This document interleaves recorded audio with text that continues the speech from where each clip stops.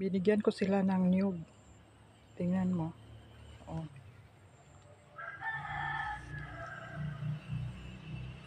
Ay, namamahinga. Busog pa ata. Kunti lang kasi. Yun ang binigyan ko yan. Kumain lang kunti. Baka busog sila. Nandito yung itlog diyan sa loob. Dalawa yata nanay ang ano dyan. Mamaya anuhin ko yan. Yung pag hiwalay, ibukod ko. Tapos linisan ko. Mapisa kaya yun. Ano lang, trapuhan ko. Puro putik eh. Trapuhan ko na lang yung ano. Yung hindi lang basain yung ano lang. Damit. Pinabasa ko konti no. Para maano nila, mapisa. Kasi marami na 12 na ata yan eh. Parang dalawa ang inahin dyan. Yung malaki, yun doon sa isa. Tapos yung maliit na inahin, yun yung kanya. Kukuha ako ng ano nila kasi binukod ko sila. Hindi ko sinali doon. Diyan lang muna sila kasi maglilimlim pa naman yan eh. Pag namisa na yan, ilipat ko doon eh. So sila malalaki na. Yung mga sisiw ngayon. Yan mo namamahinga. Yan mo nung likod dyan. Parang inaararo ng mga ano. Lagyan ko sana ng rice hull yan. Marami naman doon oh. Hagisan ko kaya yan. Kasi ano na. Maputik na. Pinagdaan-daanan ng mga ano. Pato.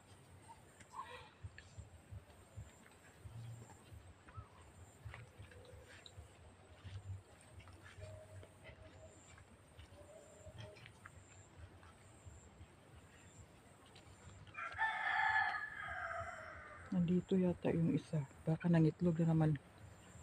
Pat lang sila dyan eh.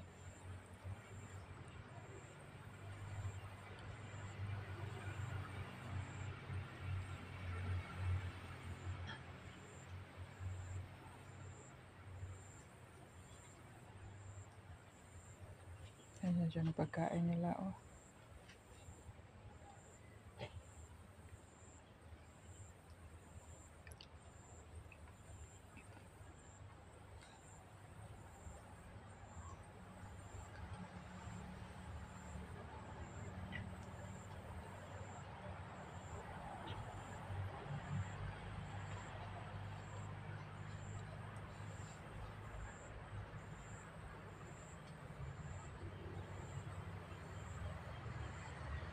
Nasira tuloy yan.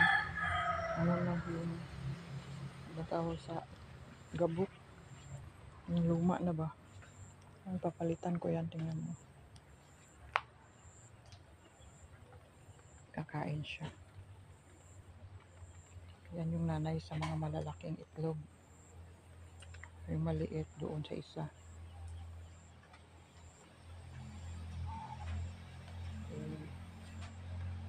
Anuhin ko yan. Yung bukod ko nga. Hanap ako ng paitlogan nila. Kasi pag dito, wala silang tulugan yung mga sisiw. Dito yan nagsisiksikan sa ilalim. Tingnan mo yung mga sisiw na mamahinga. Yan oh. Mamahinga sila yung nanay nakatago. Ay lumabas. Kalala may pagkain. Mamaya.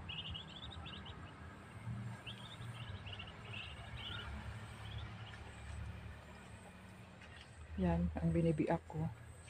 Niyog. Marami pa doon. Kasi hindi ko na kinakayod. Diretso ko nabigay. Ubos naman yan la unti-unti eh.